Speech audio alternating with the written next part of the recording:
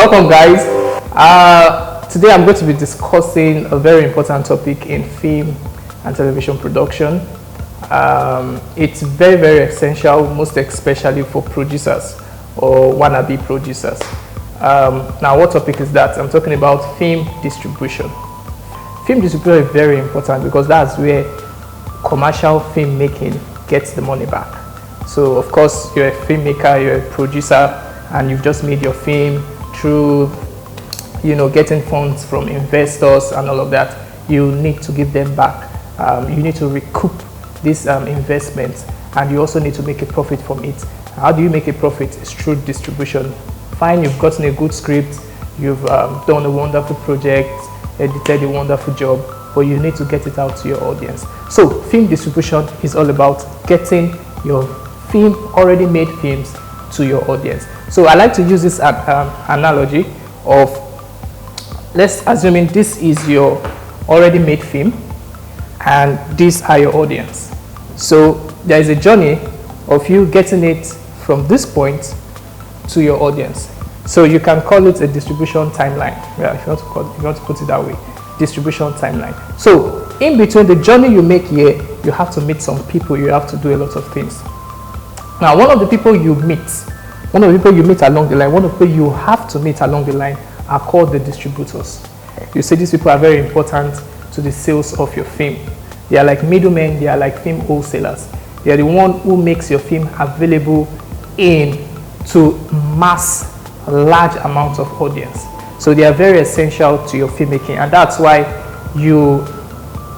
professionally you should work with a distributor even at your development phase. You need to work with them, so at the end of the day you get something that is marketable, because they're going to advise you on a lot of ways that will make marketing very, very easy at the end of the day at distribution. So distributors are key at distributions. They are key in distributing your movies to your audience. So now you have your distributor to work with. All right, so your distributor makes sure the film is available to a large amount of audience. Now, away from the distributor, just immediately after the distributors, we have the retailers. Now, your retailers are the last people who actually makes this film available for your audience to see. Now, who are your retailers? Your retailers are the cinema houses, the DVD shops, the people who sell DVDs, DVD vendors, online platforms like YouTube, YouTube channel owners, Netflix, Amazon, Hulu, and all of that. Okay, so these are the people you meet. You meet your distributors, and you also have retailers along the line. But the point is that you actually, as a producer, you're just like a manufacturer. Okay, you're just like a manufacturer who manufactures a particular product, which is a film. So you actually do not get to meet the retailers directly, so you go through distributors. Once in Nollywood, once you are not you don't have a license to do distribution, you will not be able to do distribution. So you have to go through distributors to distribute your movies. So these are the people you meet. So we are going to be talking about the traditional mode of distribution and non-traditional mode of distribution. Now, traditional mode of distribution is the most effective for commercial filmmaking. If you want your film to reach largest amounts of audience, is most effective for you to use the traditional means of distribution. Now, if you want to use the traditional means of distribution, you must have to go through a distributor or a distribution company. Now, for traditional distribution, you have what we call theatrical distribution. Theatrical distribution is when you want your movies to be shown at cinemas. Okay, you want your films to be viewed at cinemas. That's theatrical distribution. So at theatrical distribution, of course, your film must be cinema oriented. You must have shot with very good cameras that can go for the cinema screen. Now, cinema distribution is key. Cinema distribution is one of the major distribution systems, most popular anyway. Every filmmaker loves going through the cinema. Now, another distribution mode is the home videos. Those are the ones you do on your DVD and you sell it to your audience at home. Those are, we call them the home video distribution or straight to DVD productions. Now, the other one you have is the online. Online sales is the most, is the in thing now. Everyone, in fact, some filmmakers just make films directly for online. Okay, some filmmakers don't even waste, don't go through the trouble of cinema or home videos. They just go straight to online and they make good money from online sales. So you can also go through online through video on demand platforms like Netflix and all of that. Now you also have television as another means of distribution. Yes, some producers make films that go directly to television stations, television channels and all of that. Just consider you have several channels in Nigeria that, you know, shows, they show home videos, they show films, telefilms. You can also refer to them as telefilms. So some producers make films, make telefilms, and take it directly for broadcast to a television station, and they make their money, you know, from that aspect. Now, still under the traditional distribution means, we have what we call the ancillary distributions. Ancillary distributions. Now, these ancillary distributions are secondary. Make, you know, after you've maybe sold your film in the cinema, you've done home videos, you've done your online sales, and you've, you know, also broadcast television.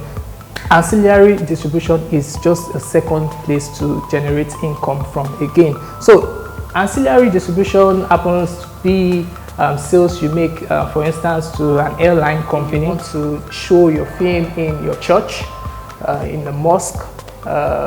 Maybe you just want to go to a particular campus and tell them, okay, you're coming to show your films, then you collect gate fees and all of that.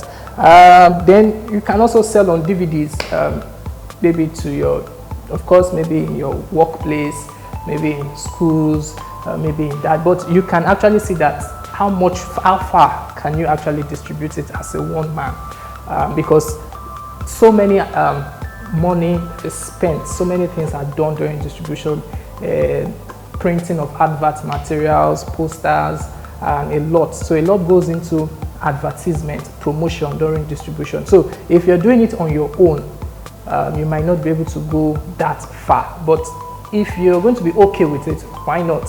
So that's why I advise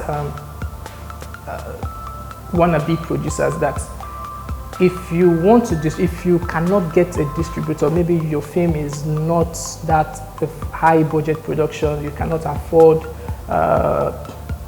you know, A-list actors and all of that, you can decide and say, okay, let me just use my friends, let me use, and you have a good story, let me use my friends, you know, get together and you shoot something and you want to distribute it yourself. You can actually use this method, distribute your DVDs around. You've actually gotten a loan to shoot your movie and you need to pay back your loan.